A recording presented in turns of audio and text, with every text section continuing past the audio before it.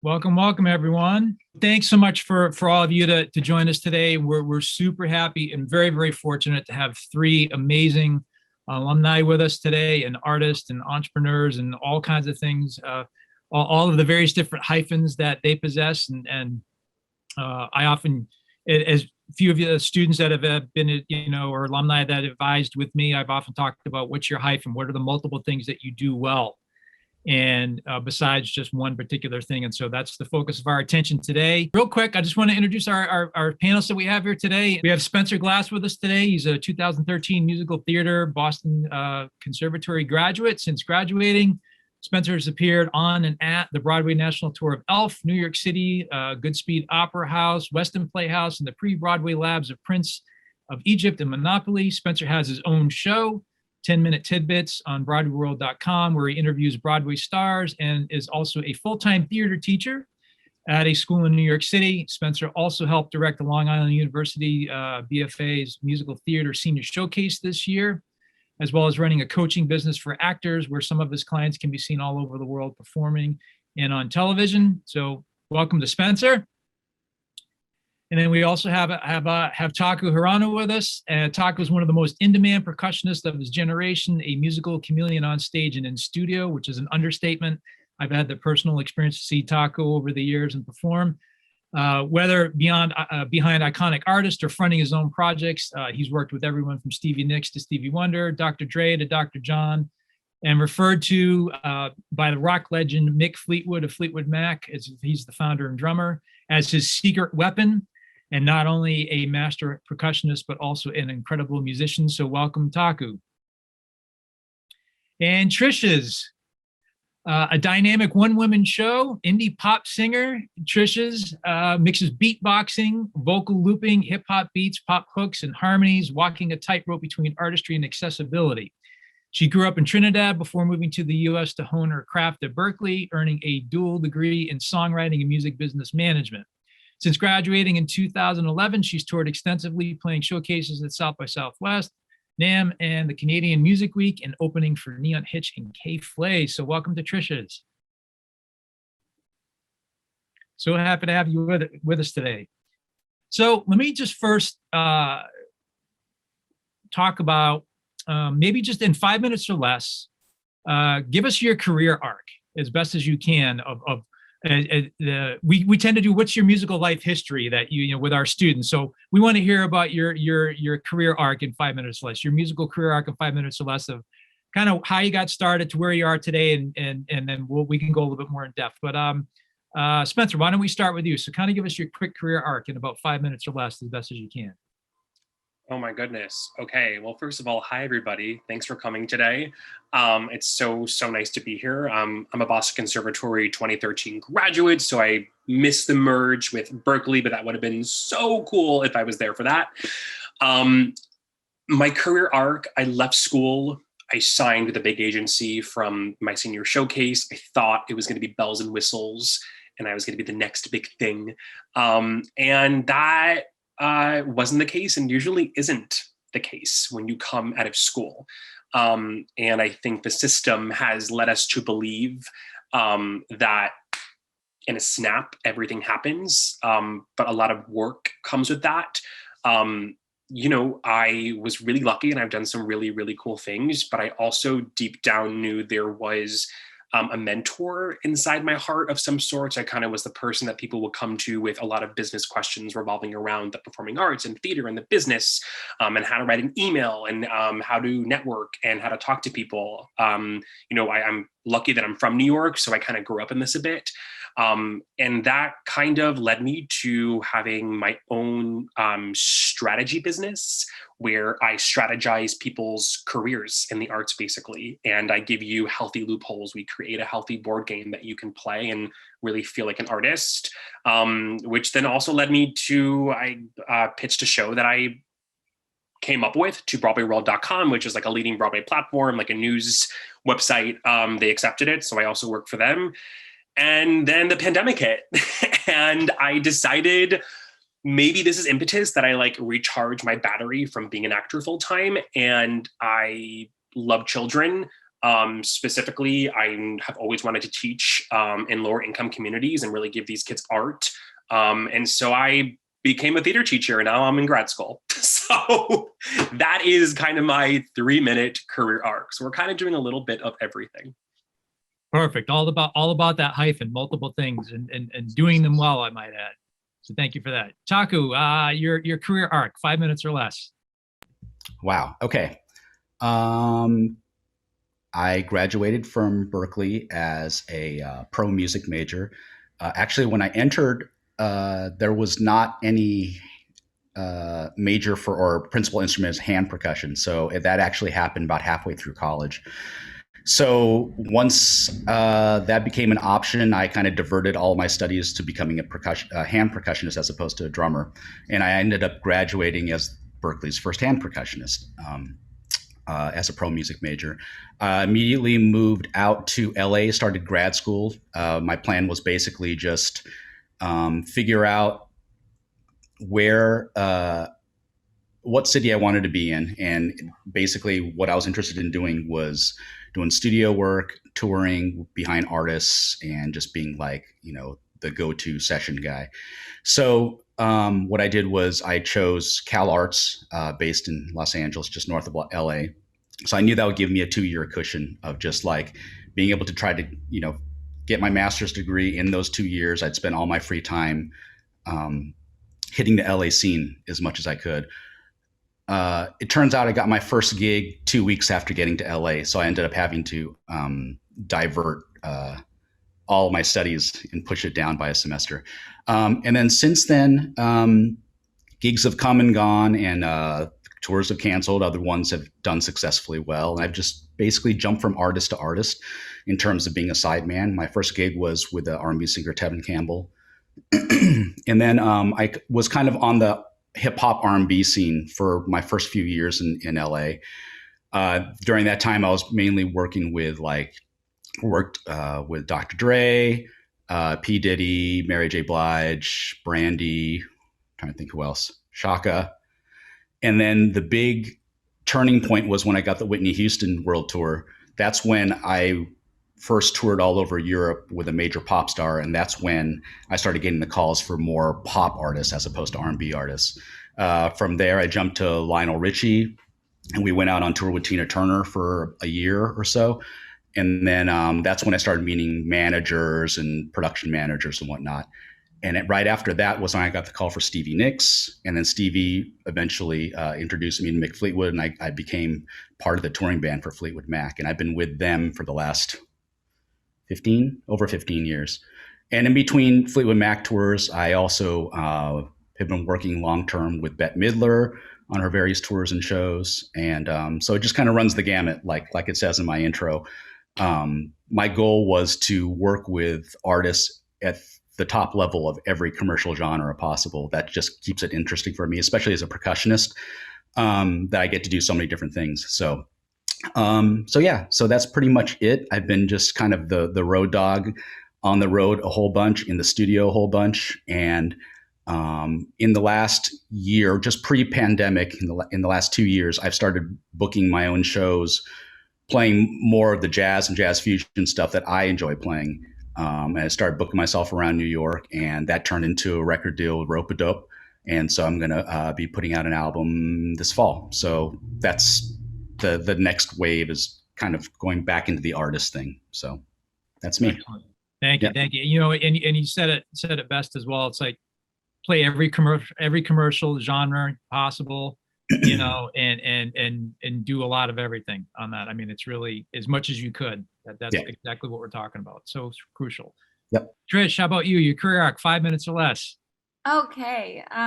So I have a project called Trish's. It's the main thing I do. And Trish's is based off of the constructs of self. So it's like the primal self, the spiritual self, and the conscious self in the middle. And I developed this project a couple years after college, when I was just emotionally and intellectually in a tumultuous place, sort of figuring out my personal life philosophy and sense of morality. And so I developed this looping act to express these selves, sort of these like warring factions in my mind. Um, and it was just a lot easier for me than having a band with me while I sort of like found what it was that I wanted to say and how I wanted to say it. So developed this looping act with these different vocal effects and stuff. Like that was it's still a pop act, but definitely like in the art space. And a couple years into it, I I realized that like I had all of these really dense philosophical and intellectual ideas that that I synthesized into this music, but that had so much more to them. And so I started doing a lot of spoken word. So my show currently features a lot of spoken word elements that flesh out these ideas. And the longer I did this project, the more I wanted to elaborate on the concepts I was talking about, especially concepts that had to do with psychology and like had to do with philosophy, but also very much had to do with the political and activist space that I've always lived in. That my life is inherently as a woman of color and as an immigrant, and that my music always reflected um, that element of me. And at one point, for my first project, I had an investor instead of a label, because I felt like it would give me just more creative space, which it did.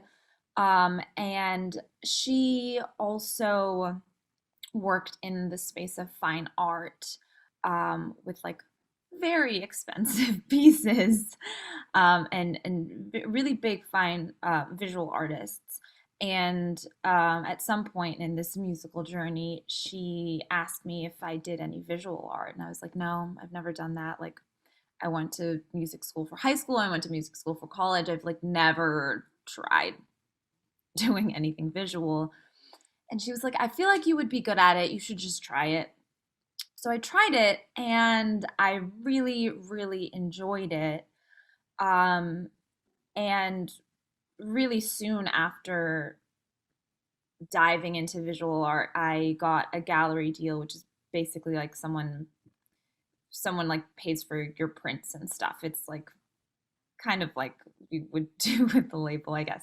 But someone pays for the actual distribution and creation of physical pieces of your art, and they take a cut of that art. And I was like, wow, that's cool. Like this stuff isn't that good. Like I've been doing this for, a few months.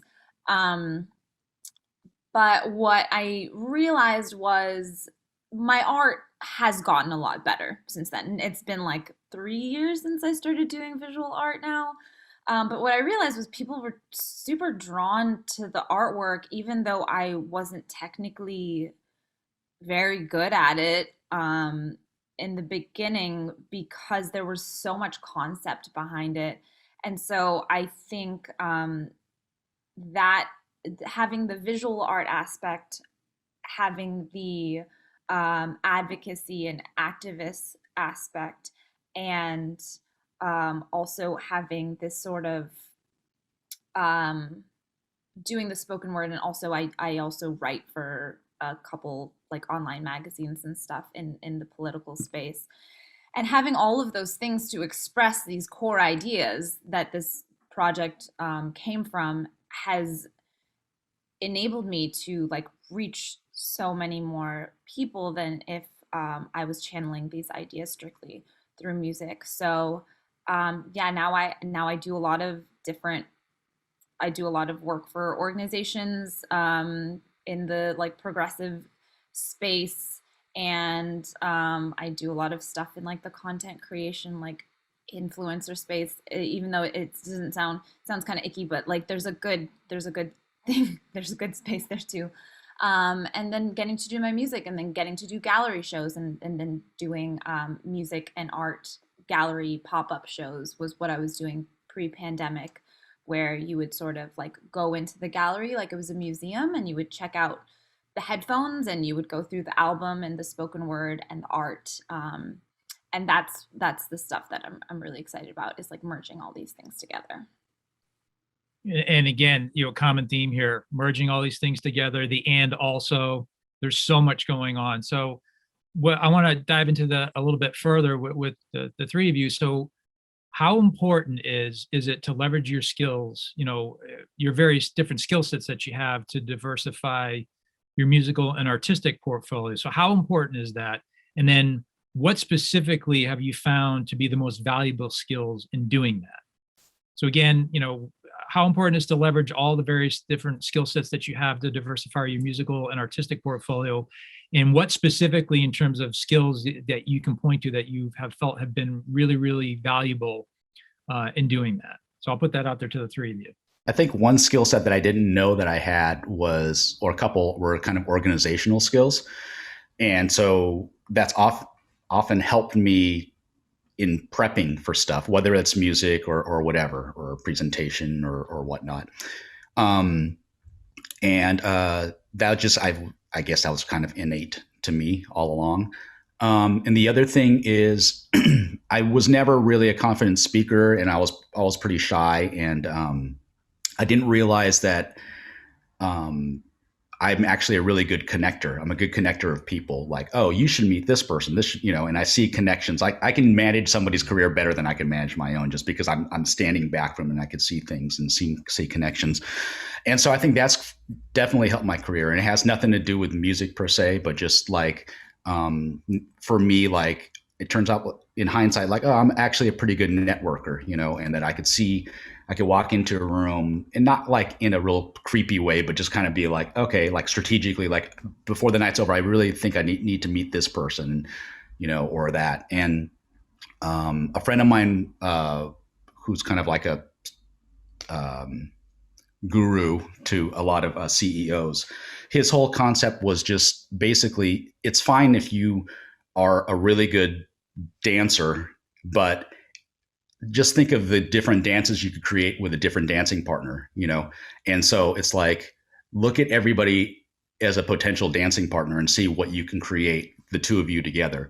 So if you see that as a world of opportunities of meeting other people, and that can augment or create something, an opportunity or a project or whatever that's far beyond anything that you could have conceived, and you look at the world in those types of possibilities, and all of a sudden, like, for me, it made me more sociable, getting out, trying to make connections with people, where I could easily be like, I'm not going to go in that. I'm going to stay in my hotel room tonight. Like, it's like, no, let me go to that after party. I don't really like them, but let me just see, just hang out and just see what's going on, that kind of thing. Or, going to the NAMM show or going to a trade show, just stuff that, it's just like laborious, but just like, okay, well, let me go down there and let me just see, who I can meet. And, that's it, so everything's an opportunity. I think that's kind of one of the main things that I've noticed in hindsight about myself that's helped me throughout my career. Going off what he just said so beautifully, I think it's made me more human, and I didn't even know how to be human. I didn't know what that meant. I only knew how to be an actor. I only knew how to focus my energy on getting one job and having one goal.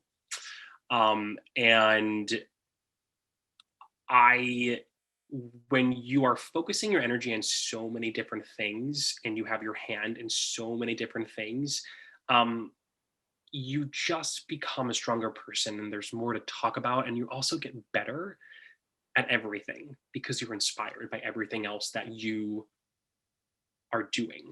And so I think exactly what Taku just said, I've become a better connector. I become a more patient person because I have so much on my plate, and now I understand people who have a ton on their plate, and also people who don't have anything on their plate.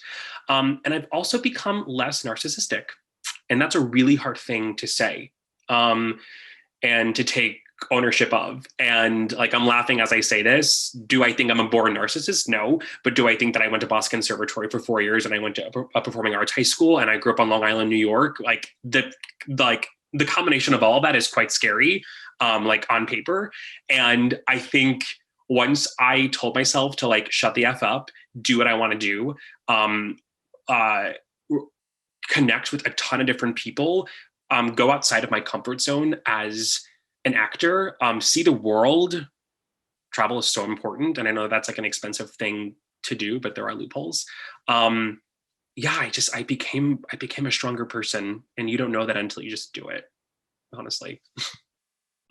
I think along with what Spencer's saying is that when you focus all of your energy into one thing that you do, you start to think that's who you are. And you're not anything you do. You're a person. And I feel like being involved in multiple spaces makes it a lot easier for me to focus on my purpose instead of what do I do. My purpose isn't to do things, right? It's like my purpose isn't to make music. My purpose isn't to write an article. My purpose isn't to do X, Y, or Z. I have all of the things I do in my life, from the way I interact with the person I buy coffee from, or the way I help my friend. It's all the same thing. It's all contributing to the same purpose. Like, what do I believe my life is for? Like, what do I believe I was put on this earth for? And I think you can fulfill that purpose in every single action you take. And having multiple outlets to express that purpose and to be able to fulfill that purpose helps me see the purpose clearer. And I also think viewing branding in that way has been helpful for me, because I think when I was younger, I view branding in this really capitalist, like, just way I didn't like at all. And there are definitely companies and corporations that take branding in that way. But for me, when I started seeing my branding as creating worlds that can make it easier for people to understand my message and make it easier to fulfill my purpose, then I think that was when things started happening for me a little more quickly. Is just understanding, how do you build a world that's going to help people understand your message. And I'm glad you mentioned that, Trish. And let's talk a little bit more about that for a minute, like the brand identity piece. Oh yeah, Taku, go ahead. One thing also, jumping on what Trish said, really kind of Trish is the example of this, which is that, she was saying like, she just started doing visual art, and 3 months in, she got a gallery showing, or a gallery interested in her visual art, because the thread is her, the thread is you, all of you, in what your output is. So it's like, so if you're doing multiple mediums, the thread is you, so work on yourself. You're baking the cake. And also, because your craft or yourself is the cake that you're baking, don't be so hasty, be patient, because it is a process. That's one of my things. I was very impatient. It's like, the second I get out of Berklee, I want to book a major tour and this and that and be on a tour bus and blah, blah, blah. It's kind of like, at the end of the day, it's like everything comes to you at the right time, and you just have to have your eyes open for opportunities, but also in hindsight, learn the lessons, whether you made a bad move or whatever that may be. But anyway, that's the one thing I was going to say, was just basically, it's like, work on yourself. Yes, work on your craft, but just know that you could have multiple mediums that you work in, and the thread is yourself. So don't forget that. It's all great points from all of you. So thank you. One last question I want to throw out to you all, and then we're going to kick it out to the audience for questions. So we were just talking a little bit. So we're centering around brand identity a little bit. So let's talk about that for a minute in terms of, what do you all feel is the most important thing to putting your brand out there? Because we're all artists, and educators and musicians and whatever our artistic pursuits are in some fashion. But we have to monetize that. We've got to treat it like a business venture. And with that, there's a certain brand that comes with that, some of which we've already been touching upon. So I guess what are some, some key skills or techniques that you would recommend that should be used, or an approach with regards to our brand identity that you feel be effective? And this, I'll put this out to everybody. I think first, like, I always go back to purpose, but first knowing what your purpose is. So what is it that I want to say in the world? And then, I mean, things like aesthetics and messaging is really important, just because our media is so visual. So if you're not particularly like good at aesthetics, figuring out who around you is, or like how, be resourceful and figure out what does this message look like, and if I was to associate this message with something someone saw, a visual, what matches up most closely. Because the thing you want to do is link things in people's heads. You want them to be like, that girl does this and looks like this, and it feels like you're like synthesizing it into something that's like a caricature, which can happen. But I, like, for me, I know there's like 4 or 5 things that I want to hit on all the time, and I want to hit on them consistently. So people are always aware of the fact, like, oh, she does this, she also does this, she does this, and she does this. But there's the through line of the things that those pieces stand for. So everything I put out, I'm reiterating the same messages over and over. So it's really about reiterating one message visually and verbally, over and over, until you're just in people's minds as a person that can speak on this issue, or as a person that can play this kind of thing. So I think it's a lot about consistency and cohesiveness. Everything Trish just said and more. I think branding looks like an art project, and it looks like a very intimidating art project to get started on. And I don't want to speak for everybody here, but I think a majority of artists feel like they can never give themselves permission to take ownership of themselves. And I think before you even begin to brand yourself, I think in the midst of branding yourself, you need to hire yourself as your own creative director. You are the creative director of your career. You are the artistic director of your career. I would always say, I'm the author of my story. And then I was like, that doesn't feel strong enough, Spencer. I am the creative director of the career of Spencer Glass. And sometimes that means having really deep internal audits of yourself, so that you can get to the place that Trish was just talking about, where like your message is really authentic to you. It's not changing. It doesn't look facey. You really do know yourself. And it's also about asking for help. When you're branding, ask people for help. Really create a team, trust people, have just like a band of people around you. And also you need to be there for those people as well. So it's work. And I don't think it's like a one-day process. I'm still working on branding myself. I have been on Trish's Instagram. Trish, it's incredible. So that is a really great place to start and to look at that. But I think Trish kind of nailed it. Like, you really got to know yourself, which is the hardest, deepest thing to do in order to brand yourself and in order to be a multi-hyphenate. I'm not a huge fan of fake it till you make it completely, but at the same time, if those students who are looking to move to a major city like New York or LA or Nashville or somewhere with music scenes, and you're looking to be hired, you do have to kind of put yourself out there. People aren't going to be blowing your phone up or your DMs or emailing you.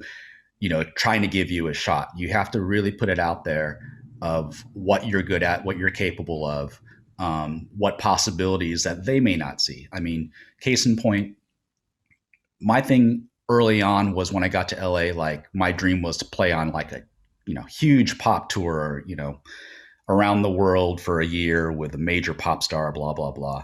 And I was starting to get work around town here and there. And one of the major musical directors he was leading the band for like a house band for a TV show and a music show. And so I got called as a sideman to be part of the house band for a series of days. And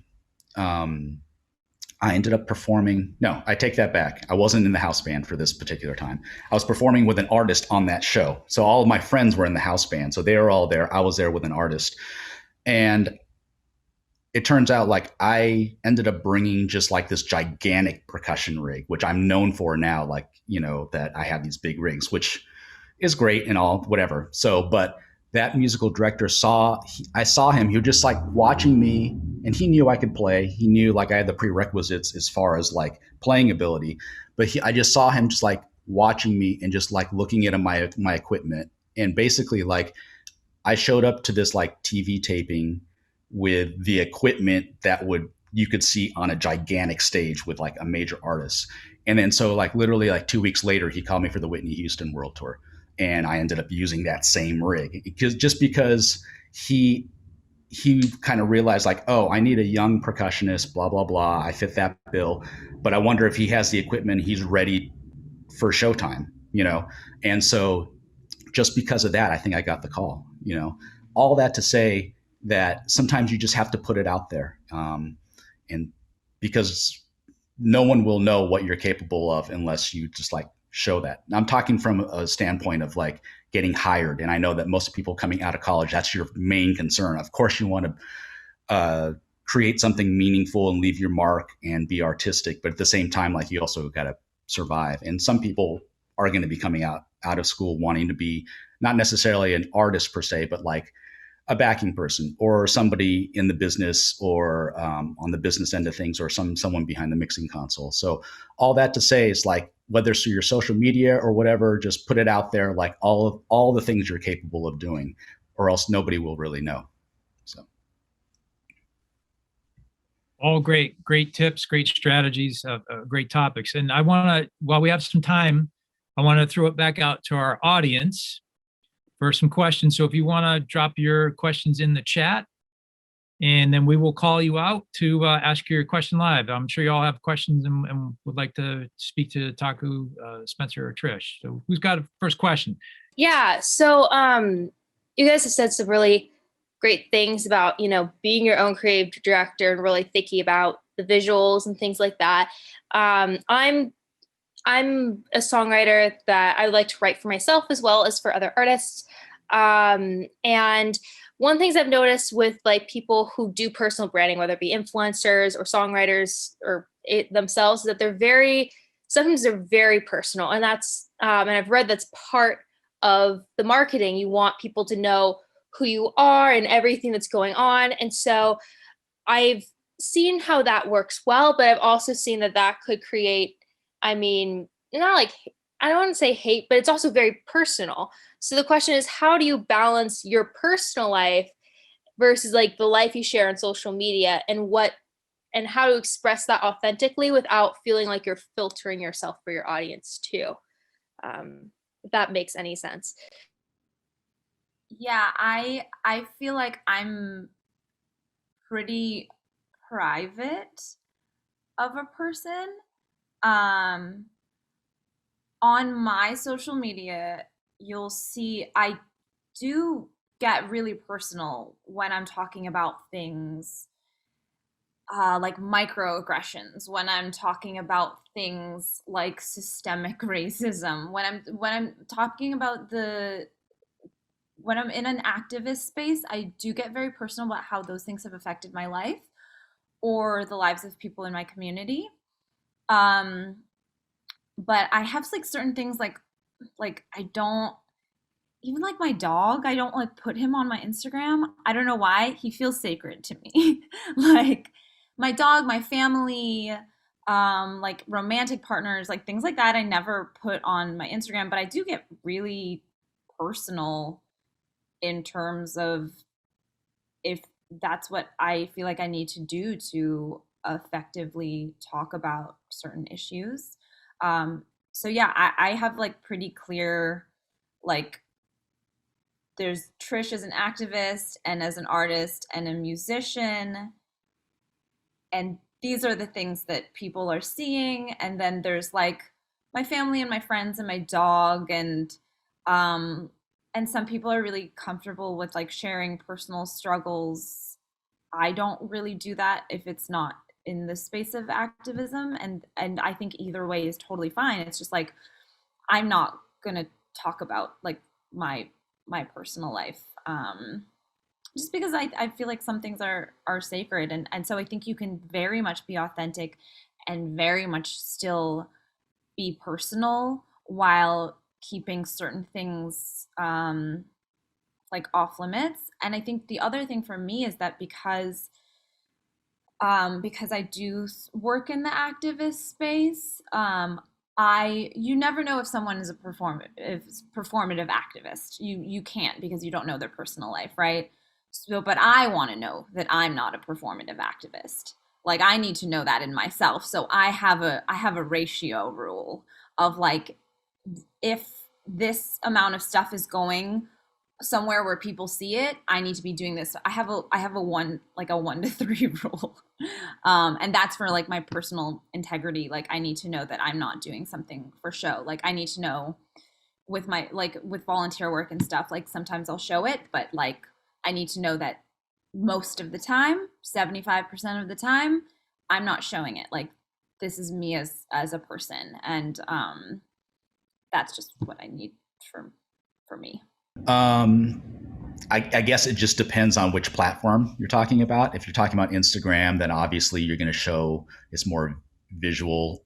If you're talking about just like putting your music up on YouTube, or are you just like vlogging as well, so for me, like I have demarcations. Like Instagram is kind of a window into my life to a certain degree, and like what Trish said, like I'm very private about certain things, aspects of my life. So it does show more of the professional aspect or artistic aspect of my life. A little bit of as far as like any concerns I have, like, all the AAPI hate that was going on over the last year, stuff like that. I definitely posted about that. And so there is some activism on there, but, for the most part, it's just a window into my life as a musician and an artist. YouTube is basically just my work. I don't go on there and just like go on a rant. I just literally videos of me performing in situations. And Facebook for me, I only have friends that are actual friends, people that I know. So that way that all gets filtered, that I can be a little more personal on that platform. So it just depends on the platform, really. If you're in Clubhouse, then and you get asked to speak, then that's when you can emote more. So it just kind of depends. Yeah, I mean, what they both just said, I completely echo. I think there is this unofficial rule book of how to do it all, how to be right at it, how to brand yourself, what should you be posting on social media. You're going to read all these things.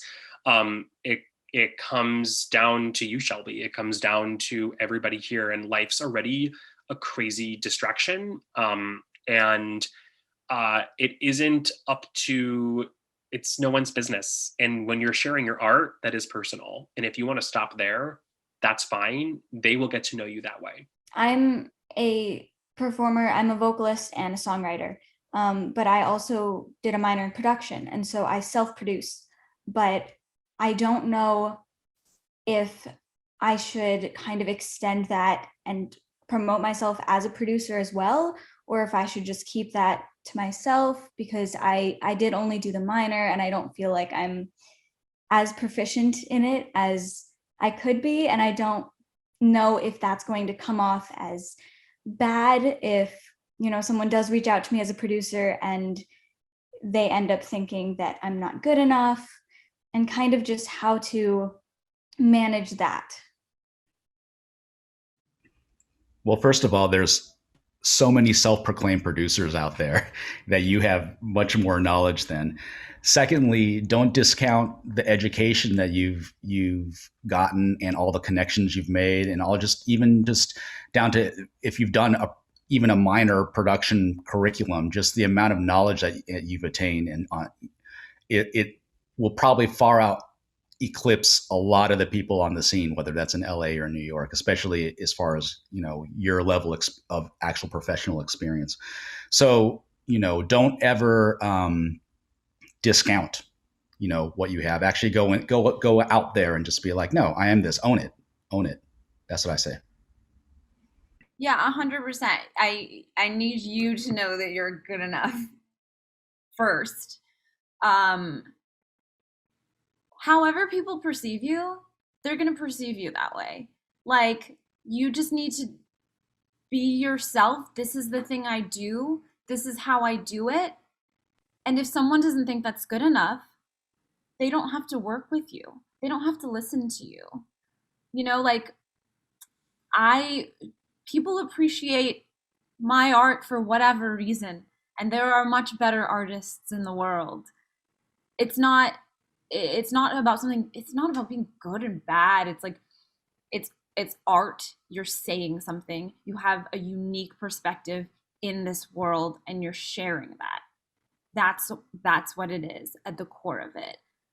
And that aside, like, as a woman producer, please put that out there. I don't produce my own stuff. I've never been interested in it. But that's awesome. Like, please do that. Please, even just for the visibility, for the representation. That's so powerful. And I think there are so many structural and societal elements that have told you that you can't put that out there until you are at some level that honestly most white men wouldn't feel.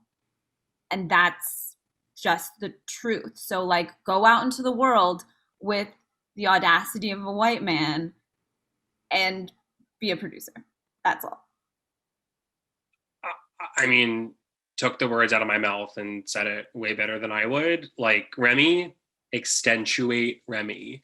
Your identity is not a singer-songwriter. Your identity is Remy. Break the mold, break through the business. You are a producer. In fact, I would be worried if you didn't want to produce on top of being a singer-songwriter. You should absolutely brand yourself that way. It probably seems scary. How do I do that? How do I do all three? How do I make it? You just do. And you know what? There probably will be one day a person who's like, I didn't like how you produced that. And you know what you're going to say? Okay, moving on. Next one. Thank you so much. Awesome. Thank you guys so much.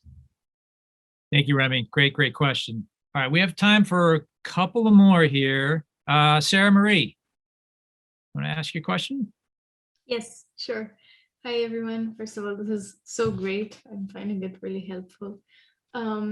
So I can really relate to what Trish was saying. I'm kind of in a sort of similar, I do kind of like a similar thing. And I just started combining visual arts with music with the purpose of starting the conversation about visual impairment.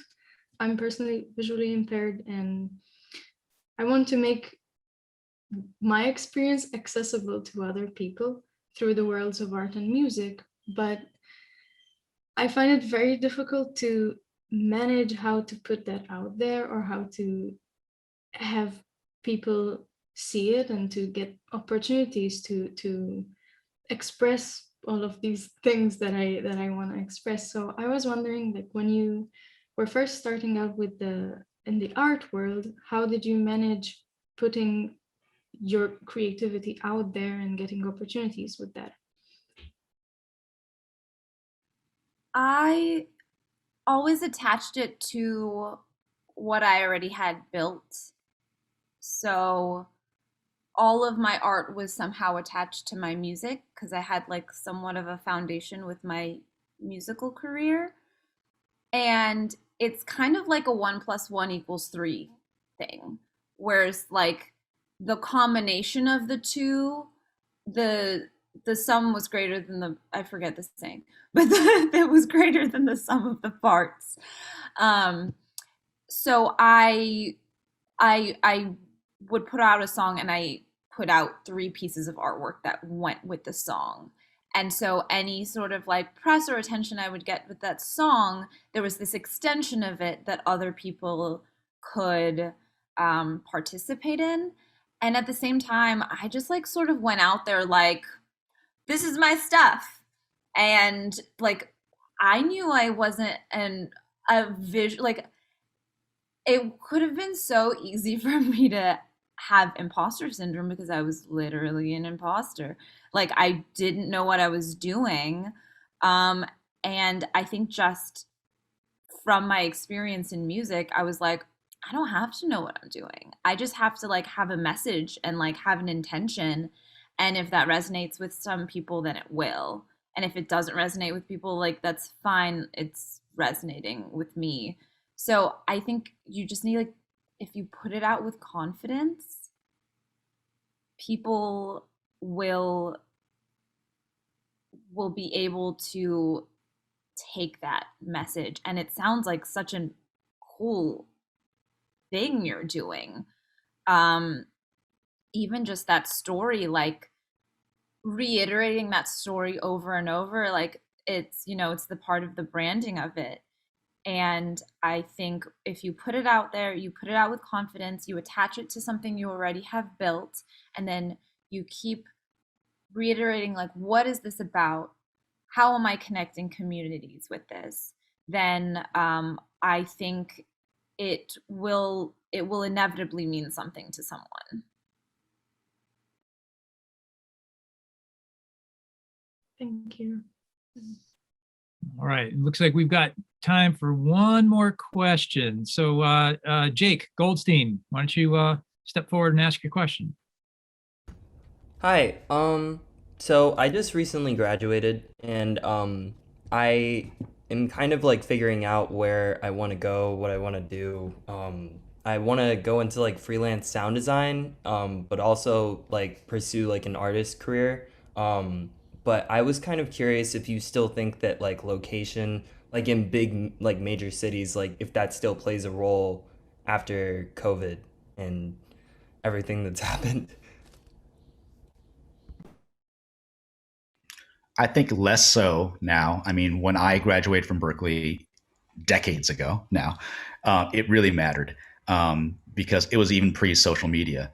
Now, I think that the networking that you can do, and I mean, look, we're all Trish Spencer and I are not. We did not fly into Boston to be on this panel in a recital hall. You know, where actually everyone's remote. So I think you can get a lot done and start creating your branding and a name for yourself without having to move to a major city. You know, definitely after COVID, because almost everybody at this point is used to being remote. So. Totally agree. And I think, you know, Jacob, I'm not saying this is your story right now, but I think a lot of recent graduates probably want to, you know, if you have the luxury to move home with your parents for a bit or move in with family and it's not in a major city like New York, LA, Chicago, you know, these booming artistic cities. I think it's great if you want to live somewhere and you want to save money that maybe is cheaper. I don't know. Maybe you want to go to St. Louis. Maybe you want to go to Bumble, you know what, South Carolina, and you want to save money and you want to get to know yourself better. Yeah, I think that's totally fine.